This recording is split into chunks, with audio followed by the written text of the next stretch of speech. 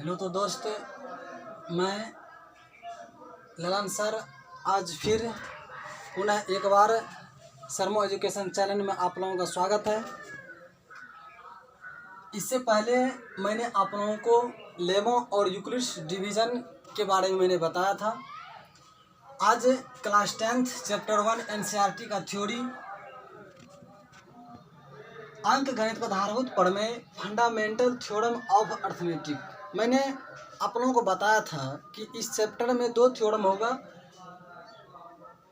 एक algorithm division, उसके बाद दूसरा जो होगा फंडामेंटल थ्योरम ऑफ अर्थमेटिक। तो मैं वही पढ़ाने जा रहा हूँ कि अंक गणित का आधारभूत प्रमेय फंडामेंटल थ्योरम ऑफ अर्थमेटिक। अब fundamental theorem of arithmetic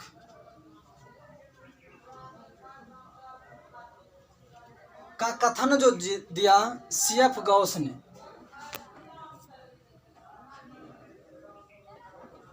CF Gauss fundamental theorem का जो स्टेटमेंट दिया सीएफ गॉस ने दिया, इसका कहना है कि प्रत्येक भाज्य संख्या को एक अभाज्य संख्या के गुणनफल के रूप में व्यक्त किया जाता है। जो भी भाज्य संख्या होगा उस भाज्य संख्या को अभाज्य संख्या के गुणनफल के रूप में व्यक्त किया जा सकता है तथा यह गुणनखंड अभाज्य गुणनखंडों के आने वाले क्रम के बिना अद्वितीय होता है। अब देखिए, अभाज्य गुणनखंड के आने वाले क्रम के बिना अद्वितीय होता है। अब अभाज्य गुणनखंड कोई भी संख्या यदि हो, कोई भी नंबर से ले लें, एग्जांपल के तौर पे जैसे 20 ले लो। अब 20 2 से भाग लगाया जाए। अब 2 दाएं 20, फिर 2 पंचे 10, 5 एकम 5। अब इसका अभाज्य गुणनखंड जो करेंगे 20 का, 20 बराबर 2 गुना 5।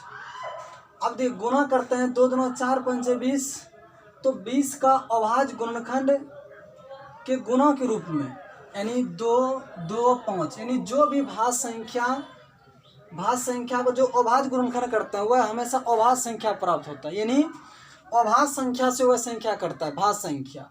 जैसे कि 20 मैंने लिया, भाज्य संख्या है, और यह 20 जो है 2 से कटेगा, उसके बाद फिर 10 2 से कटा, और 5 जो है 5 से कटा। तो यह सभी अभाज्य संख्या है, 2 5 5, यह सभी अभाज्य संख्या। तो यही है कि अभाज्य संख्या के गुणनखंड के गुणनफल के रूप में व्यक्त किया जा सकता है कोई भी भाज्य संख्या। यही अंक गणित का आधारभूत प्रमेय है। और अंक गणित का आधारभूत प्रमेय जो होता है शांत और अशांत को दिखाने में होता है। कैसे? और प्रमेय संख्या शांत है या अशांत, इसको दिखाने में। अब प्रमेय संख्या शांत है या अशांत, कोई भी प्रमेय संख्या हो तो प्रमेय संख्या दशमलव प्रसार शांत कब होगा, यानी टर्मिनेटिंग रिक्यूरिंग डेसिमल, जब किसी प्रमेय संख्या का हर का अभाज्य गुणनखंड, कोई प्रमेय संख्या यदि होगा उसके हर का यदि अभाज्य गुणनखंड करेंगे, यदि 2 पर पावर n गुने 5 पर पावर m आ जाए तो कह देंगे वह दशमलव प्रसार जो है शांत होगा, अन्यथा शांत नहीं होगा। शांत होने के लिए दशमलव प्रसार क्या होना चाहिए? प्रमेय संख्या के हर का अभाज्य गुणनखंड 2 पर पावर n गुने 5 पर पावर m का रूप का होना चाहिए। जैसे कि 20 हो, जैसे कि 10 ले लीजिए, 2/10, 2/10। अब 2/10 जो होगा, अब इसमें ये हो गया अंश 2 और 10 हो गया हर। शांत और अशांत दिखाने के लिए हर का अभाज्य गुणनखंड किया जाता है। किसका अभाज्य गुणनखंड? हर का अभाज्य गुणनखंड। अब हर का जो अभाज्य गुणनखंड करेंगे हम लोग 10, 2 पंचे 10, 5 एकम 5। अब अभाज्य गुणनखंड 10 का जो आया, 2 और 5 आया, 2 और 5 आया। तो हम लोग इस कंडीशन में कहेंगे कि यह दशमलव प्रसार शांत है, दशमलव प्रसार शांत है, यानी 2/10 जो है शांत है या अशांत, तो इस कंडीशन में कहेंगे शांत है। चूंकि हर का अभाज्य गुणनखंड 2 का घात आया और 5 का घात आया, जब 2 का घात और 5 का घात यदि आएगा तभी शांत बोल सकते हैं। या तो सिर्फ 2 आएगा शांत, या तो 5 का घात आएगा शांत, या 2 या 5 का दोनों का घात आएगा शांत। यदि 2 या 5 के अलावा कोई 3 का घात आ जाएगा, 7 का घात आ जाएगा, 11 का घात आ जाएगा, तो वह अशांत होगा। जैसे अब दशमलव प्रसार अशांत, नॉन टर्मिनेटिंग रिकरिंग डेसिमल। अब क्या होगा, जैसे कि उदाहरण के तौर पर 5/15 लीजिए। अब 15 का कीजिए, हर का करना अभाज्य गुणनखंड, 15 का कीजिए अभाज्य गुणनखंड। अब 3 × 5 = 15, 5 × 1 = 5। तो 15 का जो अभाज्य गुणनखंड आता है 3 और 5 आता है, क्या यह शांत होगा? शांत नहीं होगा। जो मैंने नियम आप लोगों को पढ़ाया यहाँ कि 2 या 5 का घात आना चाहिए, यहाँ देख रहे हैं कि 3 का घात है, तो यहाँ समझना है कि 5/15 जो होगा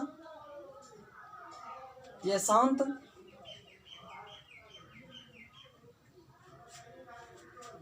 और इसको कटाइए, ऑफ कीजिएगा, जिससे कि 17/15 यहाँ कीजिए।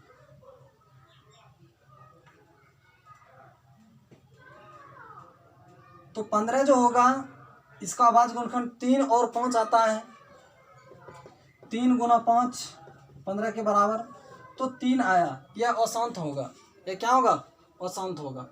तो ऐसे हम लोग दिखा सकते हैं कि शांत है या अशांत। उसके बाद एक थ्योरम मैंने आप लोगों को पढ़ाने जा रहे हैं। थ्योरम कहता है यदि P एक अभाज्य संख्या है तथा PA² को पूर्णतः विभाजित करता है तो PA को भी विभाजित करेगा जहां A एक धनात्मक पूर्णांक है। यानी थ्योरम कहता है कि यदि P एक अभाज्य संख्या है तथा PA² को विभाजित करता है तो PA को विभाजित करेगा जहां A एक धनात्मक पूर्णांक पॉजिटिव इंटीजर्स होना चाहिए। अब देखिए कैसे, माना कि 2 हो गया P और 10 को A मान लिया। अब 10 का स्क्वायर करते हैं। अब 10 का यदि स्क्वायर करेंगे, 10 का 2 बार गुना, 10 × 10 100। अब 100 जो होगा 2 से कटेगा,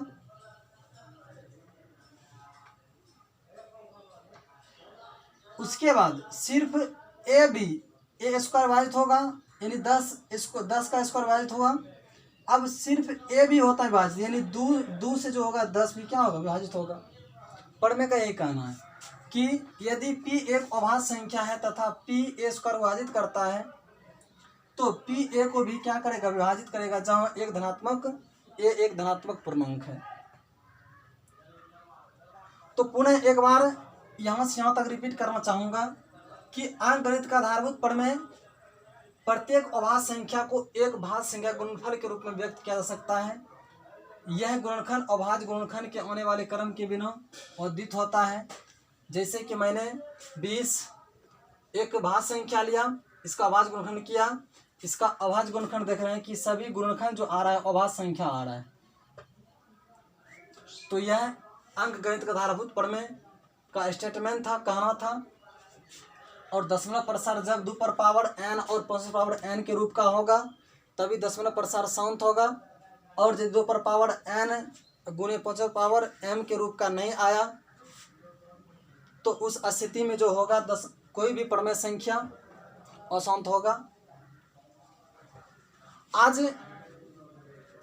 यहाँ तक ही, और आप लोग इस वीडियो को ज़रूर से ज़रूर देखें और अपने फ्रेंड्स को शेयर करें।